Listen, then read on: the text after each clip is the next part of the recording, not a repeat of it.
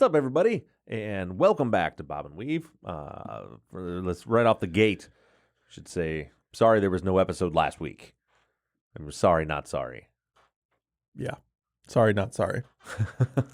Yeah, we are having, and actually, I guess we could open up with discussing that.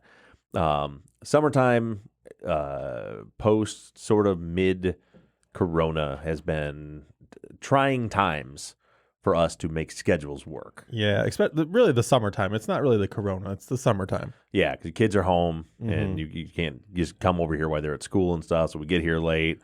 I've got some projects that I'm working on right now. So moving forward, Exciting projects, though. exciting project. I think so. I'm excited for them. Yeah. I got nothing to do with them. I'm excited for them. But so what we're gonna do is moving forward is we're gonna say.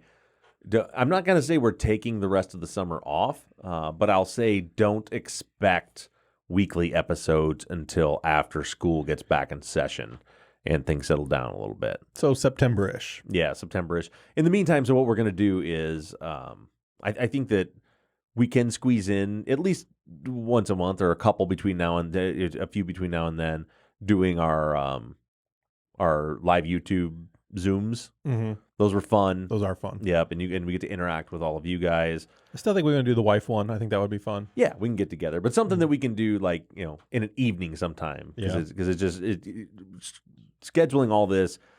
For those of you guys who don't know our schedule, on Wednesdays is when we record a bunch of stuff. Mm-hmm. So Wednesdays is when we do the ads for Truth and Justice. We record the Truth and Justice follow up, and then we record the Bob and Weave episodes.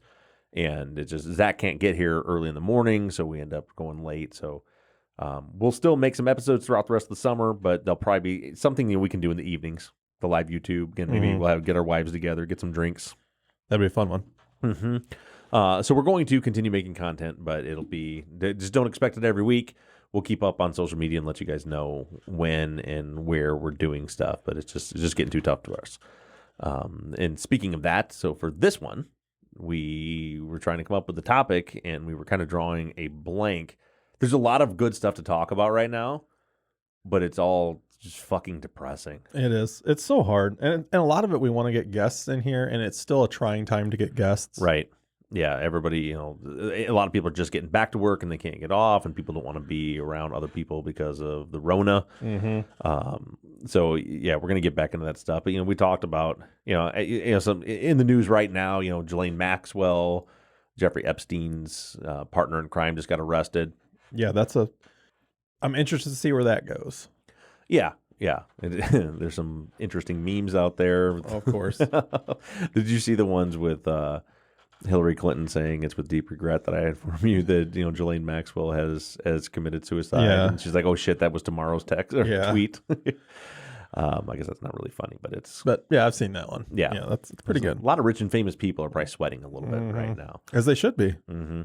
But yeah, that's something that needs to be researched further. We had the Joe D'Angelo, the Golden State Killer, just pled guilty finally. And there's a new series on HBO called I'll Be Gone in the Dark, based after, I always forget her name, Michelle McNamara. That sounds right. Michelle M., Patton Oswalt's wife, who wrote that book. That's really good. There's just a lot of stuff going on with all the protests and everything, but you can get plenty of that stuff just about anywhere right now. You can hardly avoid it. So we thought we'd do something a little more fun. So we reached out on the Bob and Weave podcast fans page on Facebook, and we asked people just to send us some questions, and we're going to spend about 30 minutes or so here today answering some of your questions. And we've got actually quite a few. We got some that aren't questions because our listeners sometimes just like to get on us. Or any of them talking about how wonderful and handsome I am. Some of them are. Some of them are talking about how no more poop stories for Bob. Things like that. I saw somebody ask a serious question that was, when am I going to let Zach get a word in edgewise? Did you see my answer on there on the fans page? No, what'd you say? It was just a picture of Peter Griffin, and it said no chance. I saw that and I had a whole bit plan, but I'm not going to do it. I was going to, every time you start talking to respond to that, I was going to interrupt you. I like it. So imagine how funny that would have been. I like it. No, we have a good dynamic. I'm happy with it. All right. So what do you got? You got some questions? Yeah. So first question right here. Peyton Little asks a little bit backstory on how we got into podcasting, the two of us. Okay. Mine is it's pretty interesting. It was an accident. Yeah. So Bob's, I'll just start because Bob's is way more interesting than mine. So we'll just get mine out of the way. I got into podcasting because I met Bob. And that's basically the end of my Yeah, I story. never really asked you what. I know when you started Made Us, I remember you talking to me and were asking for some advice, and I was like, "Dude, bring it on! Be an NBI show. Let's do it." But I don't really know what the trigger was for you to want to do it. My whole thought process was to help people, understand that they're not the only ones going through something. My story might not be the same as your story, but we all have a story. We all have something that made us who we are, whether we struggle with it or whether we're happy with it. But we all have a story that made us who we are. And that's the principle of the show and why I started that. Yeah, like I got that, but like what made you decide you wanted to do it as a podcast? Because I really liked podcasts. Right. I mean, that was my biggest thing. And in my opinion, it was the easiest way to share these stories because podcasts don't have to be edited. They don't have to be censored. Right. They can be raw. They can have the emotions. If you do them in short clips, it just doesn't have the same vibe. Like you can't really share a story, especially if anybody knows Bob. Bob can't share a story in 5 minutes. Like it won't happen. So you can't do a 5-minute clip and really dig into a story. But if you sit down and talk to somebody for an hour and have a conversation with them and really dig into a story, you can understand that person that much better. Right. And that was what I wanted to present to everybody, was to show everybody that everybody has a story. You're not the only one going through this. And I thought it was my way to help people. My thing is I don't want to stand by the wayside and let everything go. I want to be somebody that tries to help. Big or small, I want to try to help. Right. And I think this was my way of trying to help. And podcast is, which kind of watch this transition. This is how I got my start, was the fact that it's easy podcasting is a great medium because you can make and create what you want, and there's really very little expense to it. It doesn't matter if people don't listen. So, I started podcasting because for years at the fire department, we used to sit around the coffee table and we drink coffee, and and every shift change, we work 24-hour shifts, so shift changes at 8 a.m. at our department. And the crew coming in would come in 7:30, and we'd sit there for a half hour, and we'd all have coffee together and shoot the shit. And the conversation is just funny. There's a certain type of personality that gets drawn into the fire service, and we just had a lot of really fun. And for years, we were like, dude, we should be recording this. Like, this would be so funny. But if people ever got to listen to this, and then podcast kind of became a thing. This was 2014, and I was like, well, we should make a podcast. And we're like, yeah, we could do that. And I'm like, cool, but no idea how to make a podcast. And for Christmas that year, my mother-in-law does. She's really into Christmas, which is weird for me. Like, my family is too with the kids, but like the adults, we don't like buy stuff for adults for the most part, but she does. And so she didn't know what to get me for Christmas that year. And so she gave me a $200 Amazon gift card, or she gave me $200, I think, which was weird as a grown man to get from your mother-in-law. Here's $200. So it's like, I'm grown up. So if I want something for $200, I'll just go buy it. Yeah. But it was nice. She gave it to me, and I started looking at this podcast thing, and I found out I end up on Amazon, and I'm like, oh, they got podcasting kits for $100, and then I found a little bit more. Could get a couple other elements so that I could have multiple microphones, not just one microphone. And so for like $200, I bought some equipment, and then I went to the fire station. Was like, okay, like I've got 4 mics. Who are 3 other people that want to make a podcast with me? Because and all of a sudden everybody was shut down. So Mike was one of the firefighters, and Mike's like, I'm in. Our friend Ryan Luker was. It was just the 3 of us. So we're like, all right, well, come to my house on Saturday. Got on YouTube and looked up how to make a podcast, and we sat and just shot the shit. Which was like a lot of podcasts I like. Like at the time, Never Not Funny, Jimmy Pardo's podcast was one of my favorites. And that's all they do is just sit around and talk organic conversation, and it was good and it was funny, and we started getting some listeners, and then we started having guests on every week. It would be 3 of us plus a guest, and got a little format. And it was just 100% for fun, and it didn't cost anything other than that equipment. You could publish a podcast episode, and if nobody's listening, there are platforms like we used Podomatic at the time where it doesn't cost anything to upload it, and if nobody listens, who fucking cares? Yeah, And then when I really got into it, I was into the Serial podcast, and decided I wanted to make a podcast where a bunch of people could all share ideas and investigate the case, because there wasn't enough. I felt like I had unanswered questions. So I started the Cereal Dynasty, same concept. It was like, well, I got the stuff sitting in my basement, so I might as well try it. And I made this little podcast, and it kind of blew up. Got a couple powerful retweets, and then it went from being really popular to like, oh, I got to get this out every week because there's 20,000 people waiting on it, and then there's 50,000 people, and then there's 200,000 people waiting on it, and then eventually that I got made an offer that paid about the same as I was making at the fire department, and I didn't really like my job anymore as a fire chief, and said, "Fuck it, I'm taking a leap." Yeah, and been doing it for the last 5 years. So in this, one of the follow-ups in this is she asked how Mike got involved. Well, that's how. Was off duty. Yeah, he was one of my firefighters, and he was one of two guys that said, "Yeah, I'll come to your house on Saturday and make a podcast." Yeah. And how did he get pulled into Truth and Justice? So it was interesting. So Mike was, he was just a co-host on the podcasts, which was I thought was a great dynamic, the two of us, with me being so overpowering and Mike being a little quieter, but Mike's great with a zinger, and he just, the timing's good for a comedy podcast. But then, and at that time I was editing all my own stuff. And then, I talked to him once I was doing Truth and Justice full time. I was like, if this gets much bigger, I could, make this a real business, and maybe I could hire you to come in and work for me. You could learn how to edit. And he's like, I'd love to do that. So then I started teaching him how to edit. He started editing off duty for us, so I didn't have to do that anymore because I was busy with just for fun. And then so I started.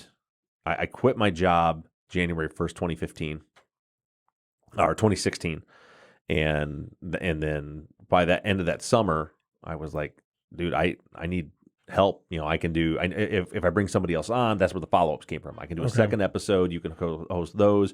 You can do the editing, help me with some of this administrative work. Things were piling up.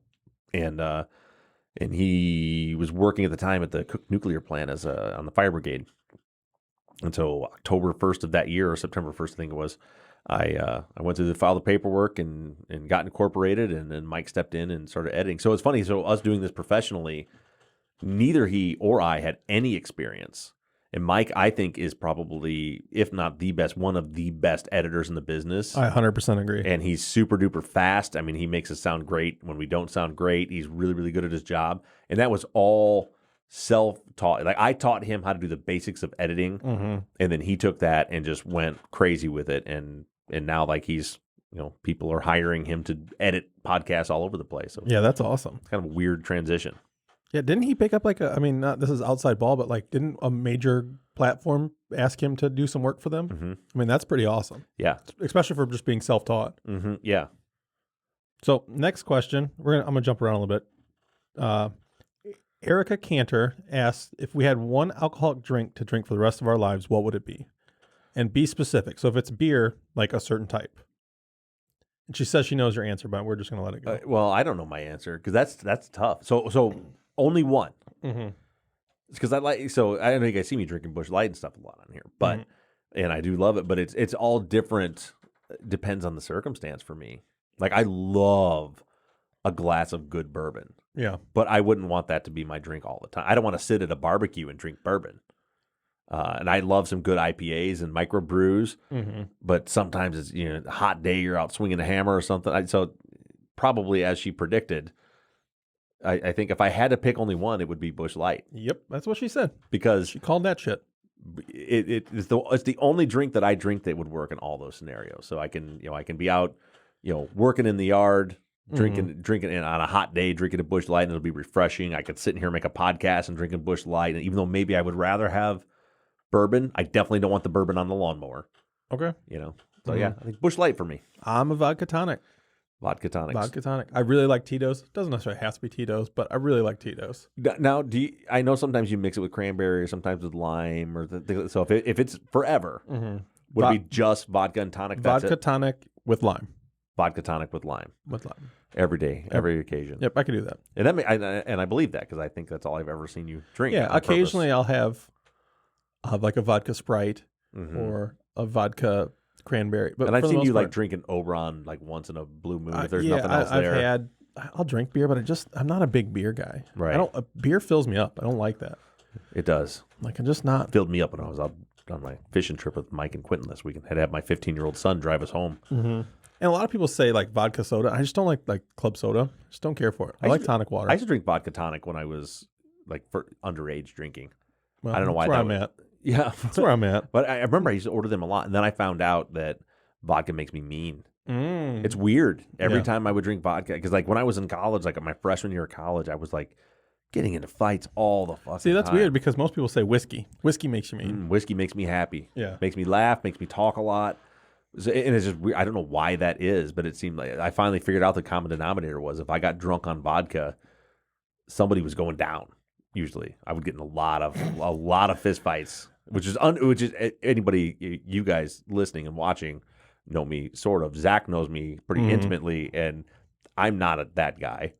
I'm not a fighter. Like I don't want to. No way. But it would just flip a switch, and I got real aggressive. Yeah. Kathy McElhaney asked what we think about Kanye running for president. Is he really? I don't know. He says he is. I don't really know if he is. Well, I feel like there had to have been like paperwork Well, I'm sure at there a is. certain time Yeah. in order to run. I saw that he says that he's running. Mm-hmm. It's Kanye. Did he knows? say if he was going to run as a Democrat or Republican? I haven't seen. I don't know. I can't stand Kanye West. Because he's like buddy with Trump. But how much of that is a ploy? That's what I want to know. Well, yeah, I don't know. I have no idea. But like, would he? You know what would fuck him up is if he did run and he ran as a Democrat. Mm-hmm. Even though if he doesn't believe, that wouldn't work. It's too late for the primary. I say because that would siphon a ton of votes away from Biden. Mm-hmm. Or if he ran as an independent leaning, whatever. Actually, if he just ran as an independent, I bet it would. Yeah. Because he would. I mean, let's face it. Neither of our two candidates, again, are great choices. Speaking of that, that is one. If we can get around to it, I wouldn't mind doing another political candidate episode and do Joe Jorgensen. I get a bunch of emails from him, but I don't know who he is. It's a female, first of all. I don't know who she is. Joe Didn't we have this, I Jorgensen. feel like we've had this. I think we've had this before. exact discussion. Yeah. She is she's the independent that's running. She's the libertarian. Okay. Yeah, I'm totally down for that because I can't. My favorite meme that I've seen of her so far says she's just like your mom, except for she's cool with porn and pot. I like it. I'm not a porn guy, but I'm a pot But guy. still. I'm not a pot guy either, actually, but I support pot. I support the smoking of pot. Yeah, that would be. I just hope, dude. I so badly want an independent to run. Oh, me too. And win. Me too. And just flip this whole fucking country on its head right now because I'm so disgusted. So I don't want to talk about any of this because it's like through this crisis, like Trump has got a point where like I can't even, you might have a few policies I like, but I cannot support you.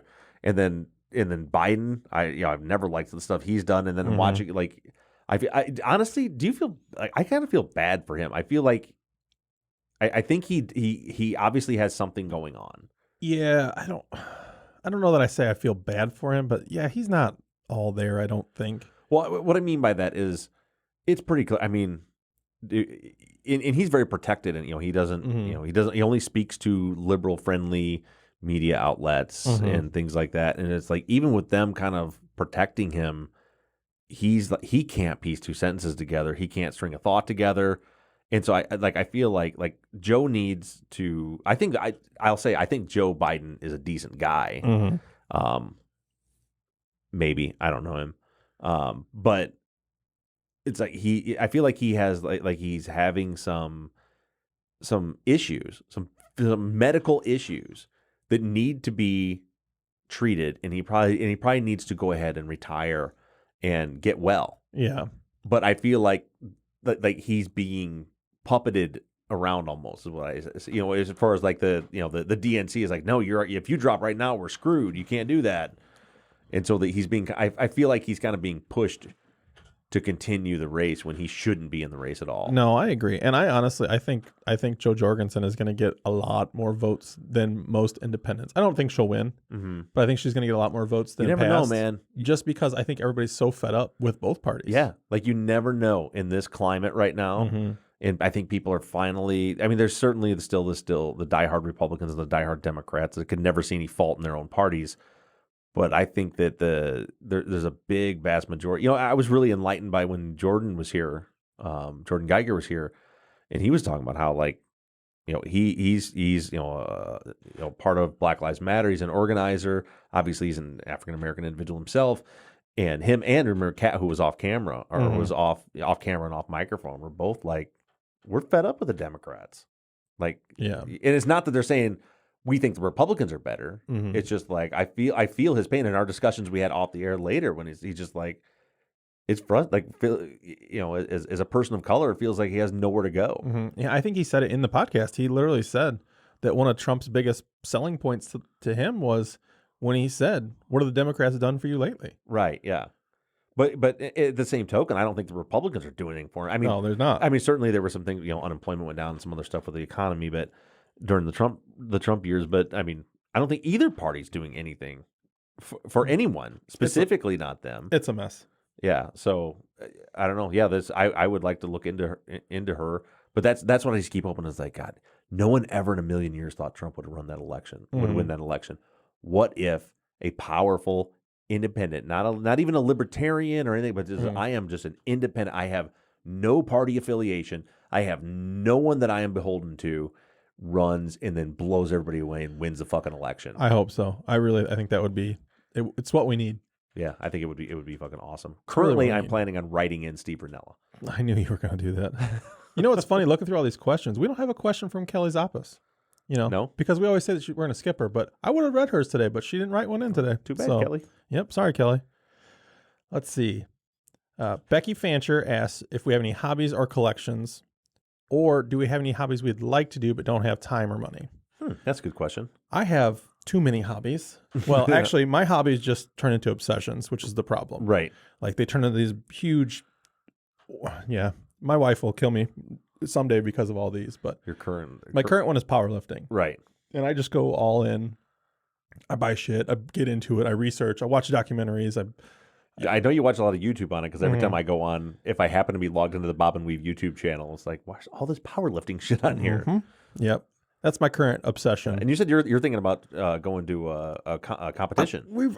I've talked about it with my training partner several times. We've talked about it just to go do it because why not? I'm a very competitive person. Hey, we did stand-up comedy. Why don't you go do a powerlifting contest? I mean, my last obsession, which I'm slowly getting out of, was three gun. Was competitive three gun. I'm shot professionally. I mean, that was Are you getting out of it? I'm not as into it as I was. I know you had the issue with the range. Is that part of it, or are you just kind of like that over it? That was kind of the icing on the cake. Yeah. That was kind of the kick in the balls to end it for me. Now, I don't want to end it. I'm not going to be done shooting. Right. I just don't. I put so much time and effort into that that when that happened, I mean, it just really deflated everything I had. Now you got to drive for an hour to go shoot. And... more like 2.5 hours to shoot. Is it that far, that range? Yeah. Well, no, the range from my house is an hour, but the range that we're affiliated with now is like 2.5 hours. Oh. Yeah. Yeah, that's a bummer. Yeah, so it's I don't know. It's taken the wind out of my sails for sure.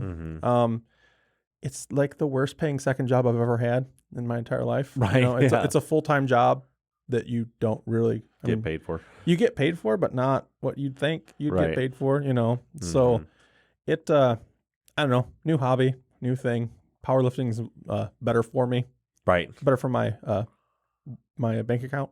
As well. It doesn't cost much to go throw weights around. It doesn't cost much. Even when I buy shit, it's still better than what I was spending. Yeah, I have hobbies that are bad for my bank account. Yeah, I know. They're bad. I've got little things like I've always been an outdoorsman, hunter and fisherman. Speaking of this, and I know all of our listeners saw this post. Yeah, your hobby of trying to get hunting and trying to get a feed plot for your deer was 2 hours of excruciating. I don't even know. We were just sweating to death. The funniest, let's tell that story. So, but the funniest thing was that picture I posted. I've never laughed so hard as when I read through the comments, and the first one I see is from you that says, "Wow, that is an amazingly unflattering photo." And I felt like I still like such a like. It wasn't like I was like, oh, Zach doesn't look. It was like literally, it was a selfie with you guys in the background. I'm like, oh, I look pretty good there. Post didn't even look like a fucking narcissist. I'm hunched over like a goddamn golem, like. And then I looked and I'm like, oh god, it's really bad. So couldn't have been a worse angle. So bad. Shirt off, belly hanging out, the whole thing. The video I got of Mike is pretty good. Yeah, I'll clip it down just to Mike. But the video of Mike is pretty funny, especially when he hits the rock and he's like, "Oh yeah!" Right. So we have, I have some property here, and I have a food plot where I plant crops that the deer like to eat. And because to dry this year, I ran an irrigation line down to it so I could water it. But it was just laying on the ground. And so last Wednesday when we were recording, I stopped. I had to drop my lawnmowers broke. I dropped my lawnmower off for service, and on the way back, I was like, "Oh, I got the trailer. I'll grab a trencher." It should be. I've seen people use trenchers. Should be easy. I could trench a line real quick. And the guy's like, "Well, our trenchers come on trailers." I'm like, "Shit," because I have a trailer on my truck. And he's like, "Well, you could leave your trailer and go do this." And I'm like, never mind. I don't want to do all that. And he's like, "Well, we have one. How deep? You guys are only going 6 inches deep." And he's like, "Oh, well, yeah. I mean, we've got one. It's not self-propelled, but that one you can put on your trailer, and it's cheaper." I'm like, "Great, let's do that." Yeah. Terrible mistake. Also, when I agreed to help, I thought we were going to the garden, not to the back of your property. By the way, he volunteered. I didn't even ask him. That's true. I did volunteer. We got done recording, and I had to get this thing in back to the place by like 5 o'clock. And I was like, "All right, well, I'm going to go out and trench that line in." And Zach's like, "Well, you need a hand?" I was like, "I think I got it." He's like, "Oh, I'll stay and help you," like a good friend. And I'm like, "Cool, man, I appreciate it." But I was in my mind, I'm really thinking, "What are you going to do? Stand there and walk behind me and lay the?" But I was like, that might be handy. I can make the trench, and you can lay the pipe in behind me. Yeah. Turns out, if you ever need to rent a trencher, don't rent one that is not self-propelled. First of all, we had to go 350 feet. It's 6 inches deep. So the over the length of a football field. Right. So imagine a very heavy, very big chainsaw is what these things look like. And you pull them backwards because they're spinning, like this. So it's tipped down, and so you pull it backwards. So it's the people on video see what I'm talking about. So it's digging the direction away from you. So it's pulling against you, and you're pulling it backwards. Right. And so we start going, me thinking this is going to take 10 minutes and Zach's just going to lay the pipe in. I start going, and it's like, oh my God. I think if my neighbors were listening, they're like, oh my God, my titties are bouncing. My titties. It's horror. It's like, just shaking you. And so I got, 10 feet, and my forearms felt like they were going to rip off, and my hands hurt. And so Zach steps in. I'm like, okay, we'll tag team. And by that time, Mike wanders out there because he didn't feel like editing. Yeah. And so he's watching us, and he's like, well, so it turned into the only way. And I think I'd still be out there if it weren't for there was three of us. With three of us, you could go for about 2 minutes, maybe get 10 feet, and then you would tap out to somebody else, and they would go. And by the time it was your turn again, your forearms weren't on fire anymore, and your back didn't hurt, and your teeth weren't rattling out of your head, and you'd start over again. It was rough. It took all three of us. It for sure took all three of us. It took all three of us like a couple hours to get it all the way down there. So that was funny. But I was sore as fuck too. That beat the hell out of me. Me too. Mike said he was terribly sore. I can imagine. Because he doesn't lift weights or anything. He was like, what the fuck? And he's got no mass. You and I at least have a little bit of mass. Right. It was so bad though. I'm so glad there's no videos of me actually running it, because I felt like what I say when you were running it was like the truffle shuffle from Goonies. Yeah. It's like like every part of your body that you didn't think you could possibly shake was shaking. So back to the question: do you have any hobbies? Oh yeah. So hunting and fishing has always been a thing. It's becoming more like this pandemic thing has made it. I've really got into like self-sustainability, like more so than ever. So I started like hunting things that I don't usually hunt. Like I started turkey hunting this year. I'm fishing a lot more. I'm constantly filling my freezer full of fishing fillets. So that isn't too big of a deal. There's elements of that. Like I like to tie flies and fly fish, which is a hobby that I just don't have the time for it. I still have my fly tying stuff out there, and every once in a while I'll tie up a fly. But I've really gotten into, which I've never done before, Western hunts. So for any of you that care or are out west, where we hunt, it's a very different kind of hunting in the Midwest than it is out west. Here, there's lots of woods and crops, and you basically sit, to hunt deer, which is the prime thing that I prefer to hunt the most. It's what fills my freezer the most. But you sit in a tree stand either with a bow and arrow or a shotgun, and wait for the deer to come to you. When you go out west, you're hiking for miles and miles and miles, and glassing up deer with binoculars and stalking them and shooting them from long ranges. Very, very different kind. I've never done it before. Always wanted to, and we decided for Mike's bachelor party, there are 4 of us that are going out to Wyoming to hunt antelope, and I have a mule deer tag. And so that has become a very expensive because there's a hobby, because there's so much stuff I don't, you have to have a pack. You got to have boots that you can walk for miles and miles and miles on. You got to have the right rifle and the right optics and all this stuff. So and I just ordered, it's supposed to be delivered tomorrow, a Yeti 160 cooler, which is a cooler I think about the size of this table. Holy shit. It's not really the size of the table, but it's fucking big. Yeah. It's 160. For those of you that don't know, Yeti, the numbers, that number is the number of cans of beer at a 2-to-1 ratio of beer to ice the cooler will hold. So a Yeti 160 will hold 160 cans of beer plus half that volume in ice.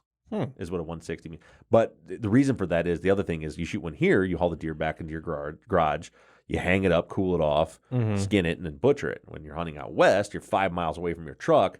When you shoot it, you have to skin it in the field, quarter out the meat, put the meat into game bags, put the bags in your pack, and then hike it all the way back out, and then get it into a cooler that will stay cold. So I had to get a cooler that I have 3 tags. I have 2 antelope tags and an elk or a mule deer tag. And if you look at Yeti's website, they're different. The Yeti 160 says will hold 1 full elk or 2 to 3 deer. Nice. On there. So that's what I have to fit it all in. But anyway, that's been my recent obsession, is fishing and out west hunting.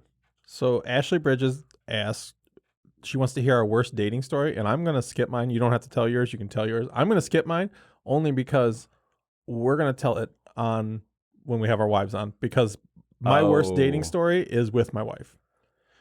I'd have to think about. I haven't dated a lot. But my worst dating story is with my wife. And, right, yeah. And we're going to tell that together. Sure. Let me think just for a second. I feel like I've definitely had some horrific dating experience, but nothing I can think of offhand. I've only had brief moments when I wasn't married since I've been 20 years old. Yeah. To date. But if I think of one, I'll come back to it. Anna asks if we have any tattoos that hold a special significance to us. All of them. All of them. See, I'm the opposite. Yeah, well, I shouldn't. Let me see. Well, I mean, the recent work that I've had done in the last 5 years that you've done for me, all of it has meaning. I mean, I've designed, by design, I mean, I had the ideas and then had Zach turn them into art and put them on me. But like my sleeve on my left side is like an amalgamesh of everything that's important to me. And then my sleeve on my right side is similar. It's just the other. So this is the rough side of the family from Germany. And this is the Robertson side of my family that's from Scotland. And I've got my love everyone, judge no one tattoo. And so they're all, unlike a lot of people that, probably get a tattoo here and a tattoo there. And, from here to here on both sides, I specifically designed because they were very meaningful to me. And see, for me, I have a lot of tattoos and only a handful that have any meaning. So like I have flowers on my hand. Right. It's the Fijian national flower. That's where my wife and I went to our honeymoon, was in Fiji. That's cool. I didn't know that. So that signifies my wife. That's a tattoo for my wife without being, a tattoo that says Michelle. I have a tattoo in my inner arm that's a weaver bird, which is a bird from Africa, but my last name is Weaver. Right. And it's holding my son's birthstone. And then I have another weaver bird on my other shoulder that is holding my other son's birthstone. So again, tattoos for them without being like their name. Right. I'm real weird about names. Not that I don't like names. I think there's better ways to signify somebody than that. Right. And then I have a broken compass on my other hand, which kind of signifies that you don't need direction to find the path. Oh, I didn't realize it was broken. I thought it just was like, oh, it is. It's like shattered. I thought you just had half a compass on your hand. Nope, it's just a broken. So yeah, it just signifies that you don't need that direction.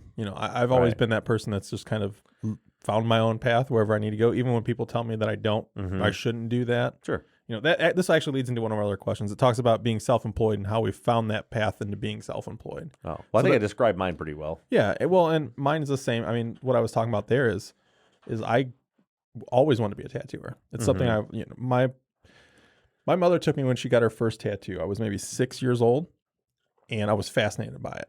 Now, at that time period, that's a whole different world. I mean, that's not the time that you take your child into it. Your mom's a biker. My mom is something. Right. But that's a time period you don't take a child to a tattoo studio. It's bikers, it's druggies. It's a whole different world than it is now. Right.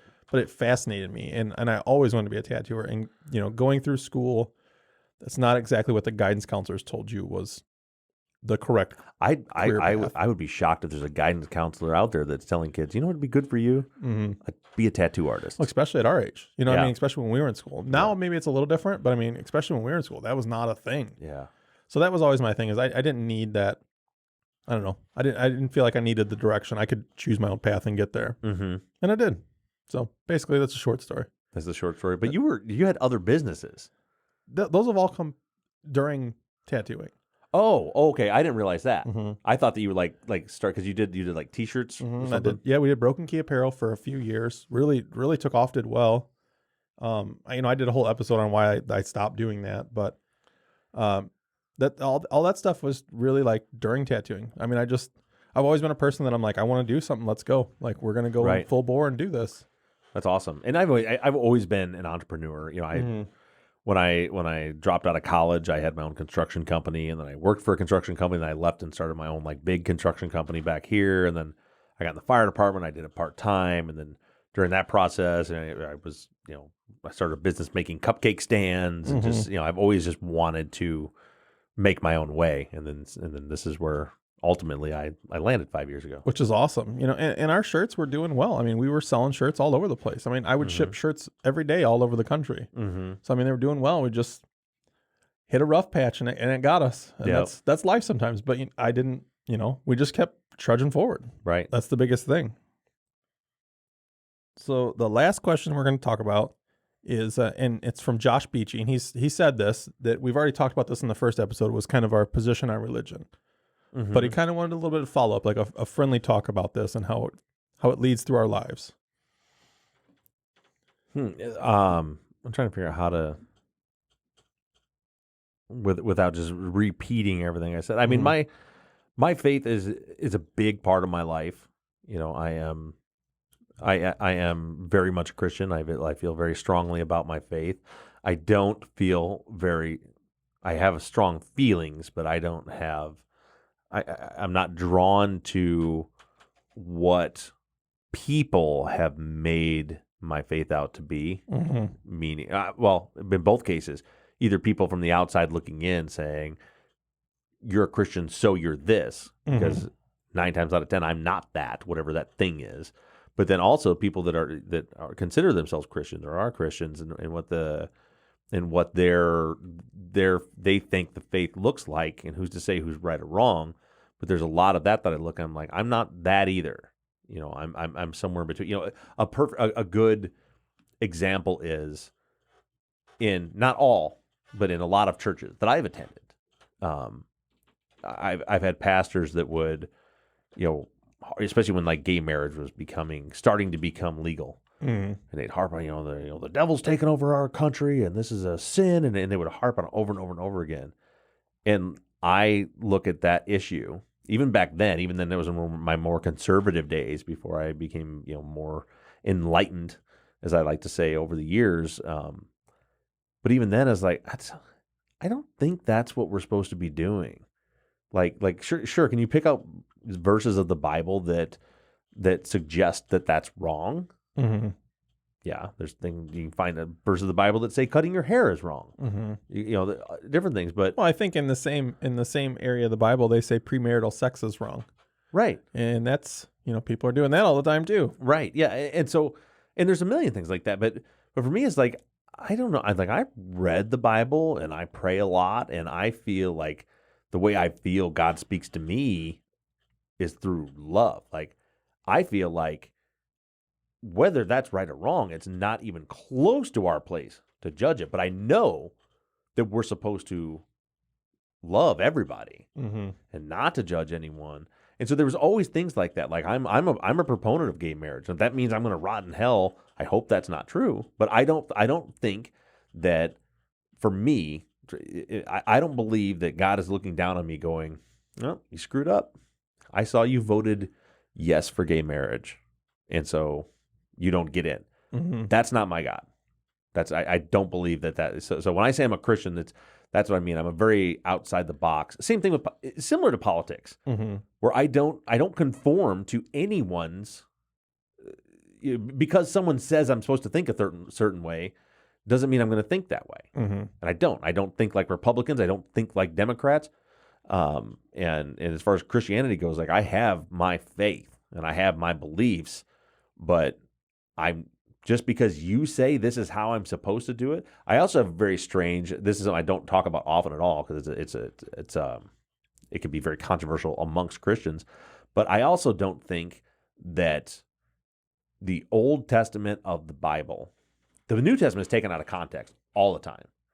People will take a verse and be like, that means, I mentioned in 2 Corinthians, it says a woman's not supposed to cut her hair. Mm-hmm. And there's churches out there that won't let their women cut their hair because of that verse. And it's taken out of context, like in that the book of 2 Corinthians was literally a letter that the Apostle Paul wrote to a specific church in Corinth about things they were doing there. So like it's not like thou shalt never cut your hair. He's like, whatever's going on there, yeah, y'all need to stop doing that. It was yeah. But for me, this is extremely controversial. And there's probably not a lot of people like me that 100% believe in our faith, believe in God, that I don't believe the Old Testament. And not that I don't believe it, I just don't think that it's accurate. I don't think all of it was intended to be literal, and I think that a lot of it that maybe was intended to be literal were stories. Mm-hmm. The Jonah and the giant fish, and the New Testament, everything that's in there. These are things that were documented in history. There was a man named Jesus. There was a gathering on the day of Pentecost in Jerusalem. There was a conversion of Jews to Christianity at that time. There was a man named Peter that led the charge. There was these are things that actually happen you can get outside of the Bible. They happen in history. Mm-hmm. The Old Testament are like stories that were written about things that happened millennia ago. Mm-hmm. So it's like somebody sat down so the story of Noah's Ark, so somebody, like there was a story about this that was passed on from generation to generation to generation until someone wrote it down. Mm-hmm. So I don't think it makes me any less of a Christian to say that I don't think that's literal. Yeah. I don't think that happened. I think you might be one of the few, and I'm gonna say, maybe I'm speaking for you, that believes in science as well. There's so many religious people that I don't want to say don't believe in science, but they pick and choose what they want to believe. Well, the thing is, I don't think you have to draw a line in this. It's just like everything else. Mm-hmm. So like for example, evolution. Yeah. Right. So it's like, well, if you're a Christian, you can't believe in evolution. Mm-hmm. If you believe in evolution, you can't be a Christian. I believe in evolution. I don't necessarily believe in evolution in the way that, there's missing links in evolution. That's a whole other topic we should talk about sometime, because I'm not super well educated into it. But I'll say this, and I can be 100% wrong. I don't believe that we evolved from an amoeba. See, I do. It could be. I don't know. But and again, we grew up in different households. I mean, I grew up in a science-based household. Right. That's why I am the way I am. That's why I say I'm agnostic. Like, I don't believe in religion. I don't have any faith. And it's not, I don't have any problem with anybody that does. It's just not I've always grown up with science. Right. Like, science needs proof. Right. Where is proof? You know what I mean? And again, you said that with the Bible, it's written down history. That's proof, but that's not proof of afterlife. That's not proof of, you know what I mean? Like, right. Yeah. So I understand that there is historical accuracies there. Right. But at the same point, like, I need that proof. Right. And I agree with you. Actually, I tell people that a lot, that I think the Bible, if taken as a fictional story, as an uplifting, inspiring fictional story, it's perfect. If that helps you, if that makes you a better person, you know what I mean? If you can live through that and understand the stories there. But again, I agree with you that I think that some of those stories are fictional. Right. And that it's made to help uplift your morals, which is good. Sure. Yeah. And like I said, in my position on it is why I say the New Testament is because there are things that were, like, there are things written down, documented through history that the man Jesus said. Yeah. That said would happen, things that they say would happen. And again, this is a long discussion. But I've had personal experiences in my faith that have shaken me to my core, to the point where you'll never convince me that there isn't a God in heaven. but like the old, as far like the evolution stuff, like I'm also a science guy, and that's so like I believe in evolution in Darwin's theory, survival of the fittest. So you got short guys and tall guys, and the food's 6 foot high. Eventually, the short guys die out. The tall guys are breeding because they're the healthy ones, and then eventually there are no more short guys, and that the fittest survive. I've never, and maybe it's just because I don't understand it, but I've never believed that this was just a single cell organism that split and split and split, and then became the monkeys, who became the Neanderthals, that became the human. But what the fuck do I know? We're like, and somebody's gonna correct me on this, but we're like one DNA strand away from being a banana. Like we share like a DNA with bananas. Do we? I'll have to take your word for it. I have no idea. Have to look it up. Yeah, it's like it's real funny, but yeah. And I think my other thing with religion, and I've had somebody close in my life do this, which is really what started to push me off religion, was I watched them continue to be a horrible person over and over and over and over again, and then go to church on Sunday and everything was okay. Right. Yeah. A lot of people that don't like religion or don't like going to church, the most common thing that I hear people say is they're hypocrites. And they are. So like go back to the example I was talking about with the gay marriage thing. Like, you'll have a hard time calling me a hypocrite because I have my beliefs. I'll share them with you. I'm proud of my beliefs, even when people think they're silly. I'm proud of my beliefs, but I'll never push them on you, and I will never look down upon you because yours are different.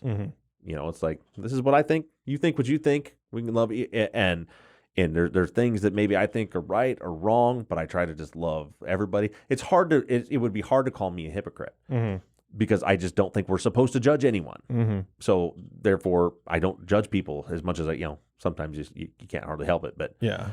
But at the same time, so it's easy to call the pastor a hypocrite who stands up on the pulpit and says, homosexuality is a sin and no one should be doing this, and we need to stop doing this. It's ruining our country and it's ruining our faith, and we need to push against this and blah blah blah. Say mean things, because I've never been in one that was extreme. I've seen some that are we need to pray the gay out of you and blah blah blah, all that stuff, and talk about that sin, and then you say the same guy is like, oh, he's having an affair with his wife, or even that guy is literally if what he's saying is accurate, right? That this is so bad, it's such a horrible sin to be homosexual.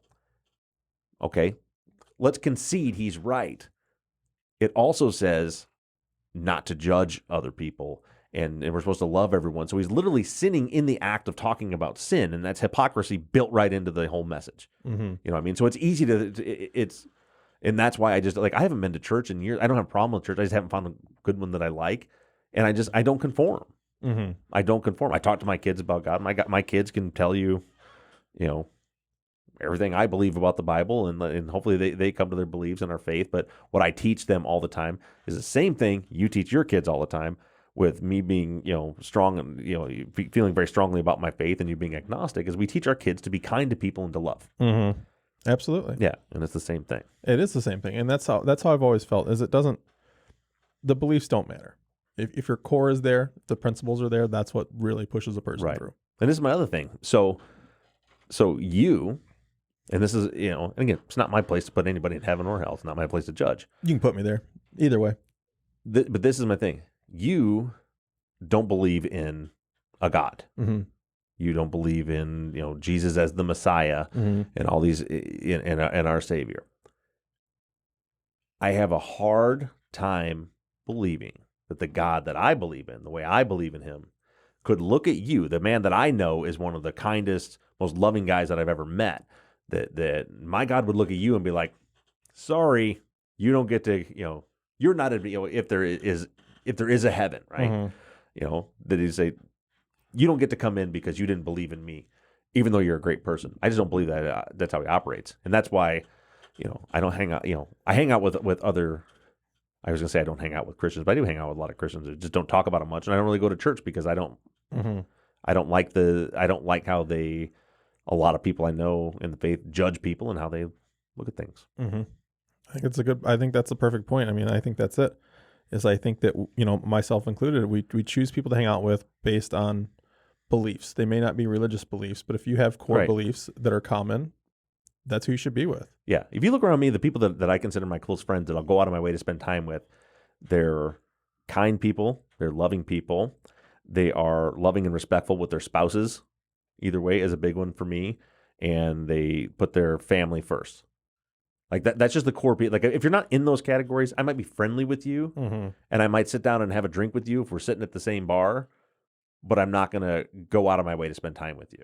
It's just I don't. Those things are important to me. Maybe they're simple and basic, but it's really important. I can't stand being out with somebody or a couple where the wife's talking shit about the husband and the husband's talking shit about the wife, and they're rude to each other when they're like. I hate it. I can't stand to be around it. Me either. It's my year of no, Zach. I say no to people that don't add to my life. It's been the year of no for everybody, I think. Right. No going to restaurants, no going on vacation, none of that. Well, since you are one of the people that I'll go out of my way to spend time with, I'm going to end our time together for us today at this moment. Sounds good. Thanks for being my friend. Love you, buddy. Love you too, man. Love you guys. We'll see you next time we're on the air. Maybe not next week.